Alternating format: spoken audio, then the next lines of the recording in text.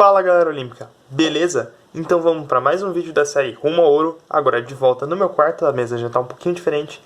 E vocês já viram um pequeno spoiler da questão que a gente vai fazer. Não é a mesma questão 25 que a gente fez na última aula, mas ainda vamos falar sobre paridade.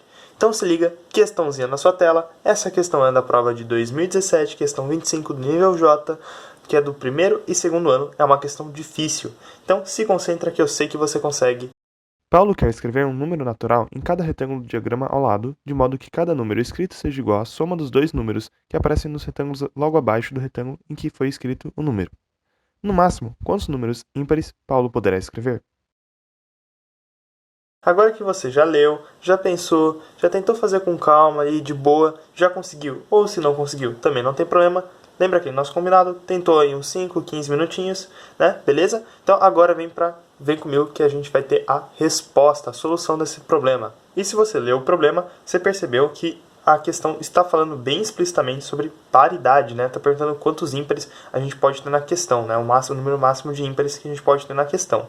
Então assim, é bem óbvio que a gente vai estar falando sobre paridade. Então eu aconselho que caso você não tenha visto meus dois últimos vídeos da série do Rumo ao Ouro sobre paridade, você veja para você já ver todo o conteúdo sobre paridade. Sério, eu gravei uma aula super completa, tá um pouco longa, mas ela tá super completa sobre paridade. Tem tudo que você vai precisar para resolver não só essa questão, mas qualquer outra sobre paridade. E eu também gravei já uma questão do nível J, uma questão acho que também era no número 25, uma questão difícil, também sobre paridade, já para você ir se acostumando, beleza? Então dá uma olhada no card que eu vou deixar aqui em cima, eu acho, certo? E, por favor, se inscreva no canal, já deixa o seu gostei e vamos lá. Bom, anota essa no seu coração porque isso é o tipo de questão que você vai se deparar na prova. Essa é uma questão que você vê que você é tentado a fazer várias possibilidades e começar a chutar várias, sei lá, formas de você resolver esse problema. Eu vou usar muito da edição de vídeo nesse problema porque eu vou fazer várias e várias tipos de preenchimentos nessa pirâmide para não sujar muito a nossa folha, certo? Então assim, é uma coisa que você se sente tentado a tentar colocar vários números aí e começar a ver e começar a pensar em como a gente pode fazer um jeito de funcionar e não parece ter uma regra, uma fórmula mágica que vai te dar uma solução. E esse é justamente o tipo de padrão de questão difícil da Canguru. Normalmente você não tem uma fórmula mágica, assim, quem estuda muito matemática, principalmente matemática mais avançada, acaba se deparando com um monte de fórmula. A geometria, então, você tem muito teorema, você tem muito conteúdo, você acaba entendendo, é muito importante você entender a matemática, mas tem muita coisa que você acaba decorando, né? Para fins práticos, você acaba decorando uma fórmula, um teorema, uma ideia, e você consegue resolver um monte de coisa, né? Só que aqui a gente está trabalhando com uma coisa muito lógica. E a Canguru adora fazer isso. Ela deixa um pouco de lado fórmulas muito complexas. Claro, sempre cai alguma coisa lá. Bases de altura dividido por 2. Todos aqueles bizus que eu deixei já na série de vídeos sobre área de triângulos podem cair. Provavelmente vão no nível J e no nível S, que são os níveis do ensino médio. Então vou deixar um card aqui em cima falando sobre a área de triângulos. Mas a maioria dos problemas da Canguru segue essa linha de questões de raciocínio lógico. Então você tem que manjar muito disso. E o que a gente vai fazer hoje nesse problema é pensar de forma lógica e fazer algumas estimativas. Bom, então vamos preparar o nosso setup para a gente poder resolver esse problema e matá-lo de vez, certo? Então eu quero lembrar algumas coisinhas com vocês. Bom, a primeira coisa que eu acho que é óbvio para todo mundo que assistiu meus vídeos é que par mais par tem que ser igual a par, certo? E que ímpar mais ímpar também é igual a par. Porém, ímpar mais par é igual a ímpar. Então percebe, a gente não quer maximizar justamente o número de ímpares. Então assim, uma ideia bem interessante que brota na cabeça de qualquer um que sabe o mínimo sobre paridade, que seria isso, né? É você tentar alternar ímpares e pares, né? Eu acho que é a primeira coisa que vai vir na sua cabeça para você ter uma ideia. Porque se você colocar todo mundo ímpar aqui, então você só vai ter par na próxima linha. E par, né? Lembrando que o número, né, que vai estar no bloquinho de cima é a soma dos dois que estão embaixo, né? Então, por exemplo, esse primeiro bloquinho é a soma do número que está aqui e aqui. Outra coisa, a gente não precisa colocar nenhum número, sei lá, em específico, sei lá, 3, 4, 5, 8, 9, 10, e se preocupar com a soma, a gente só pode colocar P caso o número for par e I caso o número for ímpar. porque a soma meio que vai dar certo. Tipo, no final a gente considera só par e ímpar porque a gente só quer saber disso. A gente não quer saber, a gente não precisa de uma resposta numérica, tipo, o último número aqui vai ser o número 7, sei lá, sabe? A gente só quer saber quantos ímpares vai ter. Se os ímpares vão ser, sei lá, 25, 27, 29 e no final vai ter, sei lá, um 30, não importa pra gente. Então a gente só vai utilizar as letras P e I para simplificar o problema, porque a gente não precisa complicar algo que já é difícil, né? Então, para dar prosseguimento na nossa solução, a primeira coisa que eu vou fazer na edição vai ser colocar ímpar, par, ímpar, par, ímpar, par, para você ver como é que a gente continua preenchendo a nossa pirâmide. Bom, como ímpar mais par é ímpar, essa fileira de cima inteira vai ser ímpar, ímpar, ímpar, ímpar, ímpar, certo? Só que agora, como a gente só tem ímpar, essa fileira aqui, essa e essa, a gente só vai ter números pares. Então a gente vai ter par, par, par, par. Então a gente teve 5 ímpares mais 3 ímpares. Aqui a gente tem um total de 8 ímpares com essa solução. Bom, aqui entra outra coisa que eu já falei em outros vídeos sobre a Canguru na série do Rumo ao Ouro. E por isso é importante você assistir todos os Rumo ao Ouro, porque eu sempre estou falando vários bizus sobre os tipos de questões. Às vezes nem é sobre uma matéria específica, eu estou falando sobre os tipos das questões da Canguru. Mas a Canguru tem esse caráter de você ter que testar algumas coisinhas. Então, como eu estou colocando aqui na edição ímpar, par, para você perceber isso, é importante que você tenha feito isso na hora da prova. Você não vai vir com uma solução assim direto, isso aqui tem que fazer desse jeito, ou tem essa forma. Porque, de novo, é raciocínio lógico. E às vezes, no raciocínio lógico, é importante que você faça 1 ou 2 exemplos para você começar a ver alguns padrões. Lembrando que a matemática é só o estudo de padrões. Então você não vai querer assim falar, isso aqui eu tenho que botar x ímpares e x pares assim do nada.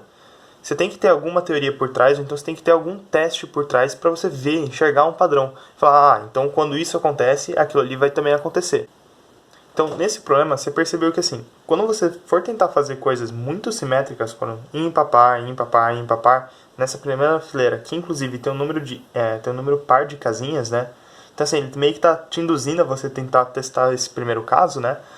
Você vai ver que não vai dar muito bom. Você não vai conseguir um resultado muito legal, porque no final você vai ter tudo par e você teve poucos ímpares. Então, o que a gente pode tentar fazer? A gente pode tentar fazer uma assimetria.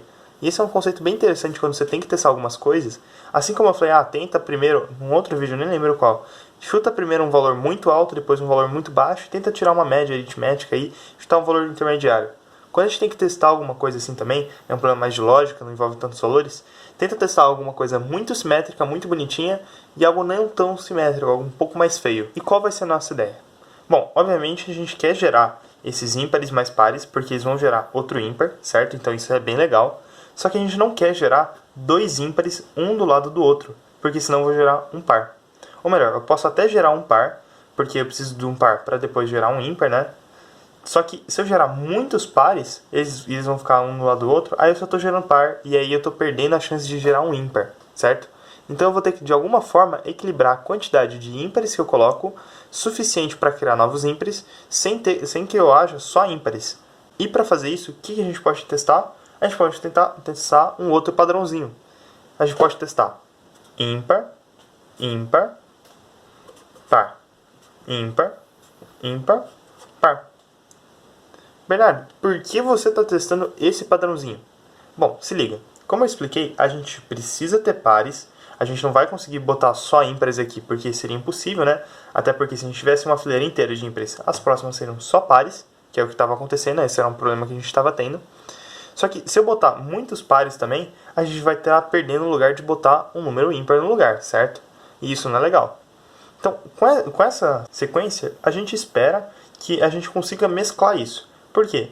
Eu sei que aqui eu vou ter um par, porque ímpar mais ímpar é par, e aqui eu vou ter um ímpar. Isso é legal, porque aqui eu vou ter outro ímpar, certo? Eu espero que a gente não caia numa fileira inteira de ímpares, certo? Então vamos continuar. Aqui, par mais ímpar dá ímpar. Legal. Só que aqui já deu outro par. Então, sei lá. Então, vamos ver. Ímpar mais ímpar dá par. Certo? Aqui vai gerar outro ímpar. Legal. Ímpar mais par vai dar ímpar. Certo? Então, a gente acabou perdendo um cara aqui, porque esse cara vai dar par. Só que, olha só. A gente tem aqui ímpar. E a gente tem aqui ímpar. E a gente tem aqui ímpar. Certo? Agora a gente perdeu esse cara que vai dar par. Só que esse cara vai dar ímpar e esse cara vai dar ímpar. De novo, a gente perdeu um cara, só que esse cara vai dar par, né? Só que esse aqui dá ímpar e esse aqui também dá ímpar. Olha que interessante. Na hora que você conta a quantidade de ímpares, vamos lá. Temos 1, 2, 3, 4, 5, 6, 7, 8, 9, 10, 11, 12, 13, 14. Nós temos 14 números ímpares nessa pirâmide.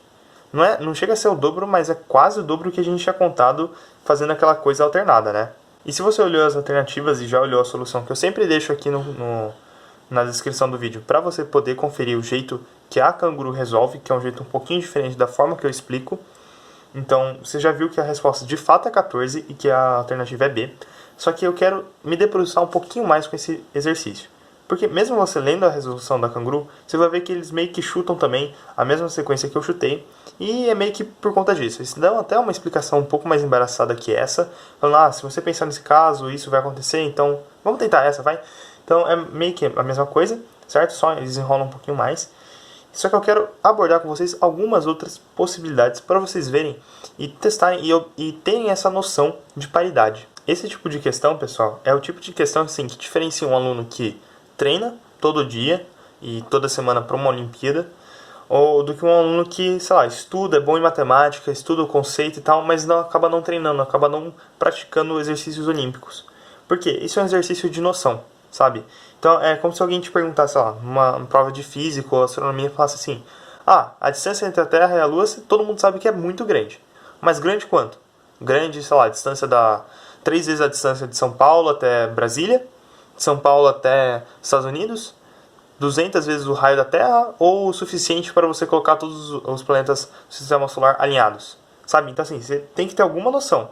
Se você só sabe assim, informações, é um leigo, digamos assim, você vai falar, é grande, mas grande quanto? Nesse caso, é a mesma coisa. Você tem que ter um instinto, digamos assim, de você testar esse primeiro caso par e impar, que acho que é bem, assim, todo mundo faria isso. Só que você tem que ter um instinto de continuar tentando mais um pouco e perceber que você tem que controlar isso pensando nessas variáveis aqui, certo? Então assim, você não pode abusar demais dos números ímpares e tentar colocar um monte, porque senão você vai ter só par depois.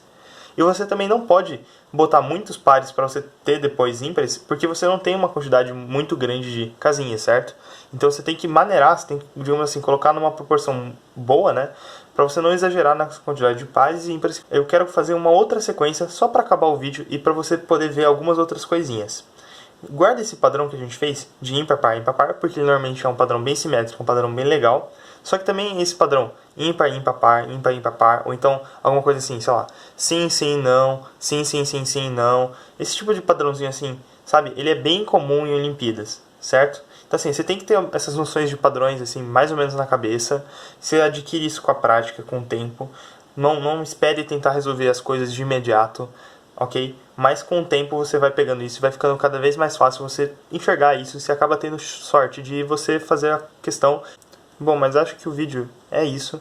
Serviu pra gente fazer um pouco uma questão, né? Mas também para eu trocar uma ideia com vocês, para falar um pouco mais sobre as questões e como funciona a intuição. Essa é uma questão simples, só que ela tem uma barreira lógica muito grande. Você tem que ter as ideias certas e é um pouco de sorte também, não vou mentir. A Canguru é um jogo e você tem que saber apostar suas fichas nas questões que você sabe fazer. Essa é uma questão que eu talvez pularia enquanto eu estivesse fazendo a prova, ou deixasse por último, porque ela é uma questão difícil de você ter certeza se essa é de fato a resposta certa.